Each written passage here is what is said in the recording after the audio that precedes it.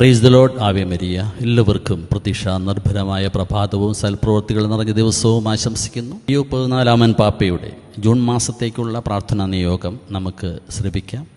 ഈശോയോടുള്ള വ്യക്തിപരമായ ബന്ധത്തിലൂടെ ആശ്വാസം കണ്ടെത്തുന്നതിനും അവിടുത്തെ ഹൃദയത്തിൽ നിന്നും ലോകത്തിൻ്റെ മേൽ കരുണയുടെ പാഠം പഠിക്കുന്നതിനും ഇതാണ് ആ നിയോഗം. നമുക്കതിനായി പ്രാർത്ഥിക്കാം, പ്രവർത്തിക്കാം. കരുണ ആവശ്യമുള്ളവരുടെ മേൽ കരുണയുടെ മനോഭാവത്തോടെ കാരുണ്യ പ്രവൃത്തികൾ ചെയ്ത് ആശ്വാസം കണ്ടെത്താം. Let us pray that each one of us might find consolation in a personal relationship with Jesus and from his heart learn to have compassion on the world. Amen. ഉദയം മുതൽ അസ്തമയം വരെ കർത്താവിൻ്റെ നാമം വാഴ്ത്തപ്പെടട്ടെ. സങ്കീർത്തനം 113 വാക്യം 3. നരകത്തിലെ നക്ഷത്രം എൻ്റെ നക്ഷത്രങ്ങളുടെ മുദ്രയെ നശിപ്പിക്കാൻ ഓടി നടക്കുമ്പോൾ മക്കളെ, അന്ധകാരത്തിൽ ആണ്ടുപോയി നിങ്ങൾ വിശ്രമിക്കരുത്.